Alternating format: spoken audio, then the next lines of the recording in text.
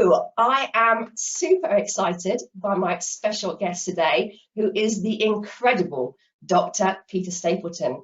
Now, Pete has 25 years of experience as a registered clinical and health psychologist in the state of Queensland, Australia, and has completed a Bachelor of Arts, postgraduate diploma of professional psychology, and Doctor of Philosophy.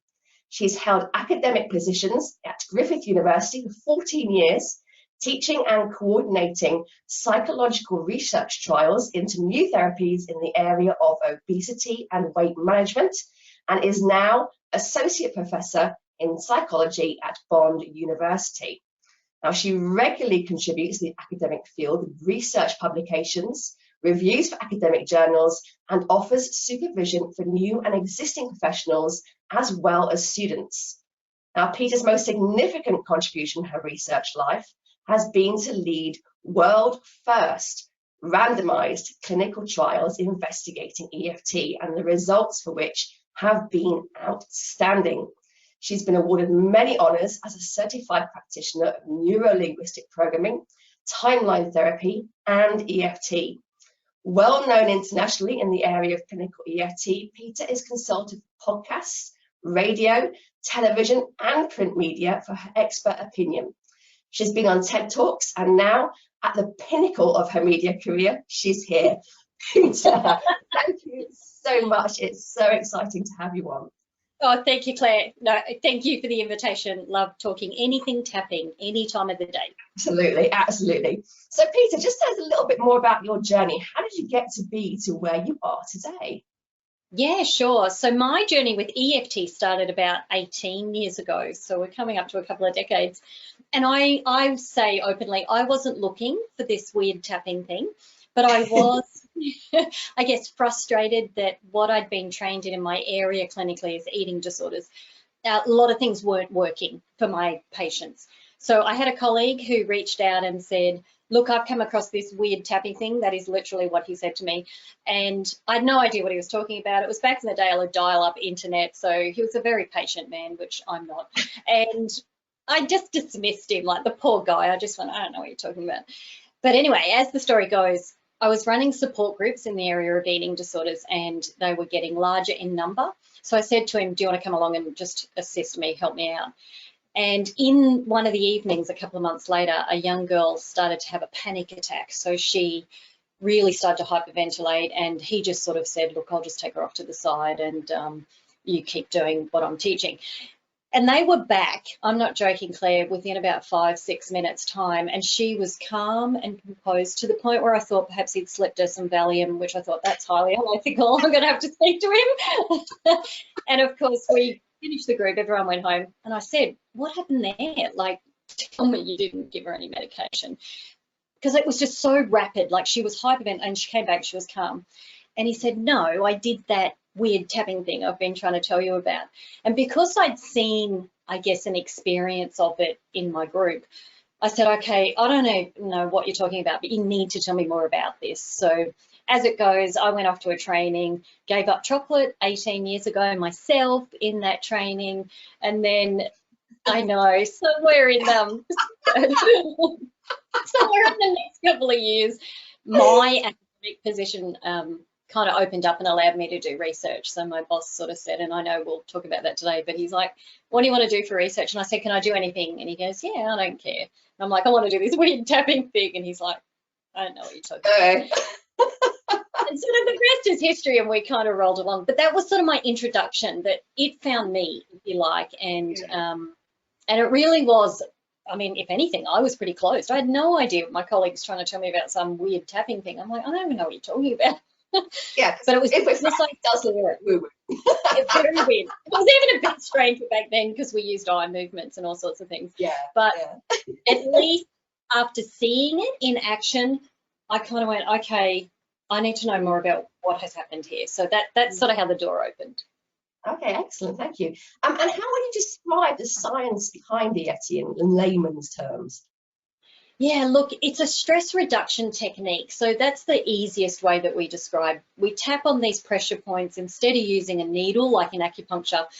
But what happens, and we do have research to show these acupuncture points exist on the body, when we tap on them, we stimulate them with the tapping process. It sends a signal back to that stress center in the brain and helps it calm down inactivity, the amygdala. And Harvard University have actually shown that research. So what we've done in the last couple of decades worldwide is to show how if you help the stress in any situation or health condition or, you know, disorder, if you calm the stress down, lots of other symptoms improve. So we now have such a wide range of studies that show biologically things shift in the body, cortisol, stress hormone levels, things like that, just by tapping on these acupuncture points. Yeah, amazing, amazing. So can you tell us a little bit more about your world first randomized clinical trials investigating EFT? You know, so this is quite a funny story. Yeah. So when my boss said, you can do some research, what do you want to do? And I said, can I do this weird tapping thing? And of course he was like me a couple of years earlier, going, what are you talking about? Yeah. He said, okay. Get that wrong. I said, he said, but I don't think anyone will come to your trial. And I'm like, okay, well, I'll just give it a go. We want to do it for food cravings in overweight and obese people, and maybe that'll help them lose weight. We didn't know whether it would work, but we knew that it was working privately. We were working with patients individually. So he's like, yeah, knock yourself out, you know. So I go on this current affair program.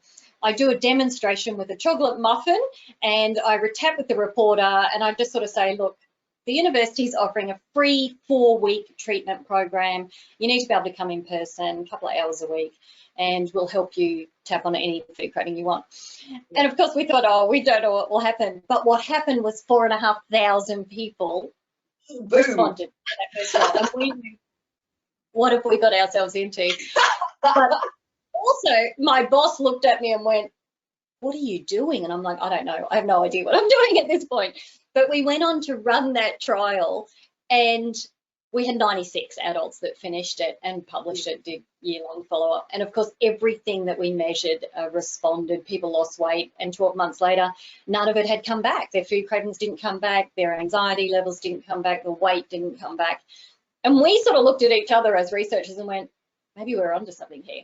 And we went on to sort of run lots of other trials where we compared it even to, you know, gold standard therapies like cognitive behavioural therapy. We've delivered it online. We've done lots of things now in that food space, including a brain scan study most recently. So, yeah, that first trial, we really were coming from a point of curiosity going, I wonder if this will work. And when 4,500 people rang up or emailed, we thought, oh, wow, people are looking for something. And you and I were just saying that before we got on, that people were looking for something, at least in that weight space. So, yeah, we've done now over 14 years of research in the food craving weight area. Wow. So just why, and talk about more in depth about the food craving side of it. Why is EFT so effective for food cravings and weight management? Can you shed some more light on? I think it comes back to the very nature of a craving, and anyone that's had a craving or a hankering for something, what it actually is an increase in anxiety. So think of it as that physiological feeling of anxiety. And I think because tapping works so well on the stress response, that even a craving sitting in front of you of a really attractive food that you desire, if you tap to reduce any of that anxiety that you've got about that, it actually also reduces or quells the desire level. And what happens is once people have no desire for a food, then it has no power over them. So they don't actually seek it. And then within time, they forget that they even used to eat that food. So when we sort of follow our lot up 12 months, 2 years later and say, how's your food craving? Literally, they look at us blankly and say, I don't know what you're talking about. I haven't eaten that food for years. So, and we know that that's what they did their tapping on. So it's because of that anxiety, urge, craving, and we see it in obviously drug use, cigarette smoking, a range of different addictive behaviours. If you quell that or you reduce that, and the tapping technique seems to be brilliant for it, then it disappears and the brain sort of rewires itself. So, I mean, if anyone wanted to do anything about an addictive style behaviour, this is a technique to certainly add to whatever else you're doing. Yeah, fantastic. Well, I had a look into your research because I found it absolutely fascinating. And what I love about you, Peter, is the fact that you managed to make it so accessible for people who, like me, who were asked to leave A-level biology So I wasn't very good. And it makes it really clear. And one of the things I really loved were the brain scans, which show the different areas lighting up before and after EFT. That was absolutely incredible. Yeah, we were the first to be able to do that. They're expensive trials to run, but we just happened to sort of have someone that supported us, got some funding. So there has been another brain scan study on EFT run since, but what we were able to do was just get a group of 15 adults that, again, were overweight or obese, lots of food cravings, and we split them into either EFT or a control group that got nothing, but we scanned them inside an MRI machine. So we scanned them while they looked at images on a headset of high-calorie foods, because we wanted to see what part of your brain fires or blood oxygen flows to that area for us to see a signal. And then they went off for a 4-week, 8 hours EFT tapping program on their food cravings, and then at the end of that, in the 5th week, they came back and had the brain scan again. So we showed them the same images. Now what happened, and these scans are actually on my website, so anyone can have a look at them, and the journal is open access, so you can see the imagery. The scans before, when people were obviously done nothing about their food cravings, the areas of the brain that fired were very much related to reward and loss. So anytime we think we're going to miss out on something, and if you think about diets and deprivation, people often have that FOMO. Well, that's an area in your brain, FOMO. So we called it the Last Supper effect. It was like, they're like, oh, I'm about to do 4 weeks of tapping on food and I won't be able to eat these foods. So the brain was sort of firing. And what happened was the control group stayed the same. So 5 weeks later, their brains didn't change. They were exactly the same because they hadn't done anything. But our group that came back after their tapping for 4 weeks and looked at the images again, literally they looked like they were asleep because nothing was happening in the brain. Because if you don't have desire for a food, so if you think about a food you don't really care about, your brain doesn't do anything. It doesn't actually send any oxygen to that area to fire. So you can see these 2 brain scans on my website and in the article where it's literally just got a lack of a signal. They kind of walked out and went, oh, that's pretty boring, because the food had no power over them. And that's what people are looking for when they're trying to obviously conquer something in the weight space or food or whatever. You don't want to have willpower having a role, because we showed that even if you've just eaten and you're full and you're not hungry at all, looking at those food images in an MRI still makes your brain fire. It actually doesn't matter whether you're hungry or not, so it's concerning. Oh, yeah. Yeah, so amazing, like, just to see what the brain's doing, and that after tapping, if someone says, I don't feel like they have food anymore, it's like, well, we actually can see your brain's telling us the same story. So I think that is such an amazing kind of piece of research in lots of areas of life. It's so visual like that. I think a lot of people learn visually, and being able to see it like that makes such a difference. That was absolutely amazing. Now, you have, on top of all of that, you have also had the time somehow to write a book. I don't know how I had time, but yes. Yes. Absolutely fantastic. I love it. It's really, really good. What prompted you to, and I will be getting you to sign this when I see you. We'll be over there. I'm still aiming to be there in early April next year in London. So there you go. Fantastic. Down in a non-threatening or scary way. Yeah. What prompted me to write it? Yeah. What was the thinking behind getting this out there? Actually, it wasn't me. So it seems to be EFT kind of keeps prompting me. So it was actually Joe Dispenza. So Joe wrote the foreword for that book, and Joe's known in the meditation space. So he was out for a conference for us, was speaking, and him and I were having a coffee on one afternoon because the conference was running, but we weren't needed. And he said to me, you should write a book. And I looked at him and went, what do you mean? I'm going to write a book on. And he goes, you know, the science behind all this tapping you do. And I went, really? Are people going to read that? Like, clearly I had issues. And he went, yes, people love that stuff, you know. And I'm like, oh, okay. So it was really Joe who orchestrated not only belief in me, but obviously went back to Hay House, and maybe with all of the work that Nick Ortner has done in the tapping space through Hay House and the tapping solution, that the audience, I guess, were ready and were asking for that kind of thing. So what I really tried to do was weave in client stories so that it's easier to read. It's not academic, it's not heavily, and you know, you've had a look, Claire, so that at least you get that lived experience as well. So I blame Joe Dispenza absolutely fully for the book. As I said, you have to write the forward, and of course he did, and he did wrote it. So you won't believe it though. I write goals every year, intentions, things like that. Sometimes I tap on them, sometimes I don't, but just to sort of think about what would I like to do this year, achieve, and that includes family, holidays, lots of things. And you won't believe it, but 18 months before that conversation with Joe, I had written an intention that I would like a book publishing contract with Hay House, and I had forgotten that I wrote that down. And I have it in my diary, and I looked back when I was writing just to sort of have a look and went, oh wow, be careful what you write. The power of manifestation, yeah. Brilliant, I love it. Yeah. So that's how it came about, yeah. Excellent, thank you. So Peter, what are you working on right now? Yeah, we have a couple of different trials happening at the moment. So we did a lot in that food space, 14 years worth of publications. We've done lots of other bits and pieces. But what we have done recently is partnered with a national integrative medicine body here in Australia. They approached us. We're currently in the middle of a cancer support trial with EFT. So we are giving 4-week EFT programs to their patients going through traditional cancer treatments, chemotherapy and radiation. So they're all getting, if they choose, EFT for 4 weeks as well. So that's rolling all year through that.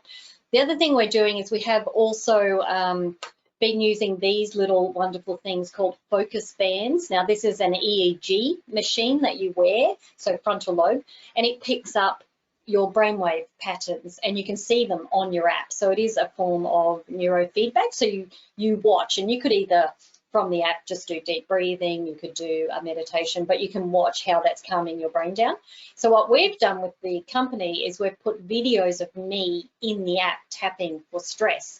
And anyone that uses these, and there's thousands of users worldwide, we get the brain activity of what happens when they're tapping at those EEG band levels. So it's very cool. If anyone wants to see it in action, if you just head to my YouTube channel, there's a video of me, and I've got the app on a TV screen, so you can watch me tap, and you just watch the brain waves come down. So it's a phenomenal experience. So that's running at the moment as well.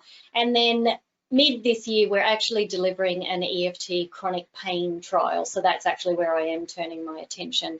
And one of those trials will be run online, and it'll be free for anyone around the world to self-pace through, but it's all videos of me and information. And I'm in the group that supports them. So if anyone did want to participate in that chronic pain trial, and of course there's no cost involved, you just need to give me 6 weeks of your life, that once a week you'll watch the videos and things, and follow us on any of the social media, including, you know, Facebook and things like that, because that's where we just will post saying, hey, if anyone's interested, click here. So yeah, that is coming up. And when we get back to normality in the world, that's right. That trial is actually having the fMRI aspect to it as well. So we will do a group of 20-odd patients here in Australia that will go through the MRI machine for the chronic pain intervention. So it will have that as well to it. So I'm keen to do another brain scan trial. Fantastic. Which segues neatly into me asking, how do people learn more about you? How can they get involved? Yeah, so if they just head over to my main website is petastapleton.com, so that's PETA, stapleton.com.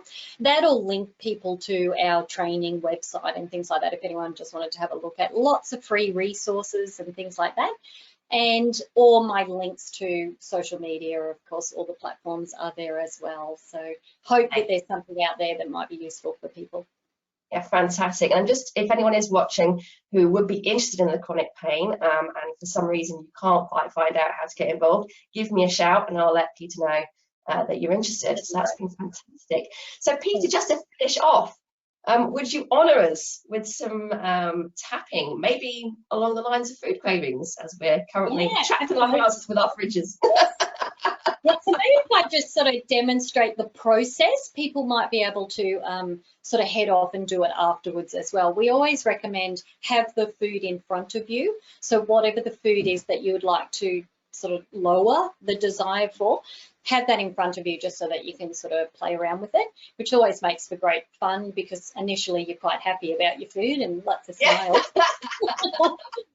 But what we ask people to do is take that food, and our most common food that pops up in the trials is of course something to do with chocolate, so it'll be chocolate cake or chocolate bar or chocolate something, is to first sort of smell the chocolate and what that smells like and give it a rating out of 10. So give it a rating for intensity as to how pleasurable it is or how you would describe it. So that might be, you know, that it smells sweet or it smells savoury or whatever the food is. So rate the smell out of 10.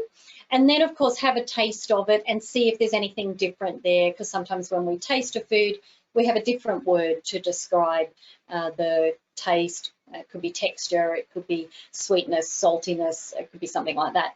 So just write all those down so people just sort of get that out. And literally, it should be like you're in love with this food at this point, that all these words should be really nice and pleasurable.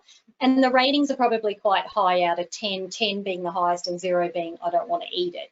So start with that, do that as your little homework.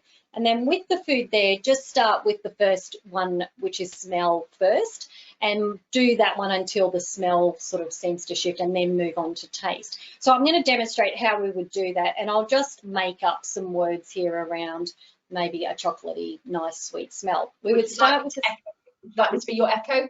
Would that be helpful? Be fantastic. Yes, thank you, Claire.